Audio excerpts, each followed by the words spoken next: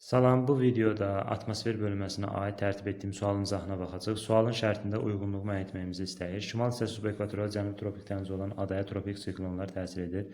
Bəli, bu fikir doğrudur. Şimal Madagaskar adasıdır bu ada və onun da şimal hissəsi subekvatoral, cənubi tropik dənizdir və burada tropik siklon təsir edir. Eyni zamanda tropik siklonlar Avstraliya, Mərkəzi Amerika və Cənubi Asiya regionlarına təsiri var. Fikir doğru, qarşısına doğru yazıb deyə götürəcəyik. İkinci, istənilən hava şəraitinin günün ən isti vaxtı günortadan 2-3 saat sonra hesab olunur. Bu fikir yanlışdır. Çünki istənilən hava şəraiti deyil bu. Adi və normal hava şəraiti olmalıdır. Bunun bir misal gətirəcəm, o cür başa düşün. Təsəvvür edin ki, saat 10-11 arasıdır. Bu normal, belə deyək də, isti hava. Məsəl üçün, havada 20-25 dərəcə, 30 dərəcə isti var. Və saat bir də günortadan 2-3 saat sonra, məsələn, saat 2-dir və yaxud da ki 3-dür. 2-3 radələrində, yəni 15:00 və yaxud da ki 14:00-da bu müddətdə yağış yağır. Hava şəraiti dəyişdi, yağış müşahidə olundu, buludlu hava müşahidə olundu. Halbuki bu vaxtı temperatur yüksək olmalı idi, amma buludlu yağış oldu. Yəni səhər belə deyək də 30 dərəcə olan temperatur indi düşdü deyək ki 20 dərəcəyə. Burada qayda pozuldu. Demək ki, buludlu hava üçün keçərli deyil bu. Yəni istənilən hava şəraiti ümumiyyətlə düzgün bir fikir deyil. Bu normal, adi hava şəraiti üçün keçərlidir. Yəni bu fikir yanlışdır, qarşısına doğru yazıb deyə bunu götürməyəcəyik. Üçüncü, Şimali Avropada qışda havanın temperaturu Asiya və Şimali Amerikanın eyni enliklərində yerləşən ərazilərindən xeyli yüksəkdir.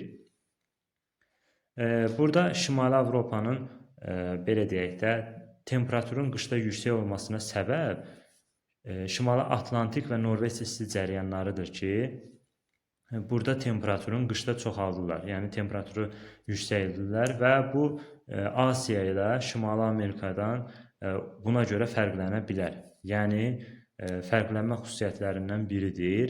Fikir doğrudur, qarşısına yanlış yazıb. Yəni qeyd elədiyim kimi burada Şimali Atlantik və Norveç isti cərəyanların təsiri var.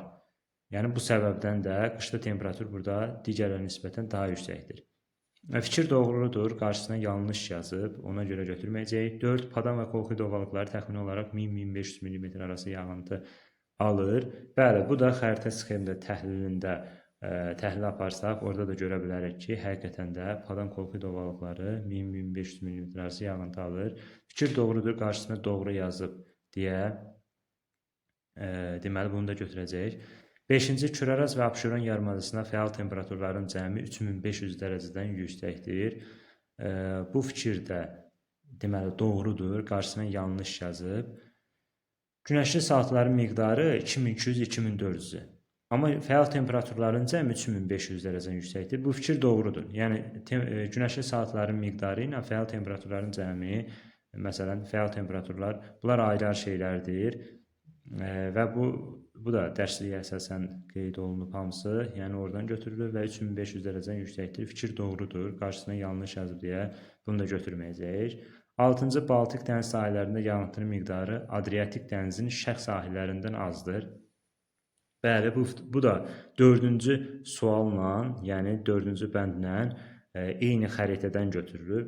Bu fikir də demək ki, doğrudur. Baltik dəniz sahillərinin təxmini olaraq 800-900 mm yağıntı yağırsa, Adriatik dənizin şərq sahillərinə bu 1200 mm yağıntı düşür və bunu da xəritə sxemə baxsaz dəqiq görə bilərsiniz. Fikir doğrudur, qarşısına doğru yazıb deyə bunu da götürəcəyik. Sualımızın doğru cavabı 1, 4 və 6 oldu. Bu da A variantıdır. İzlədiyiniz üçün təşəkkürlər.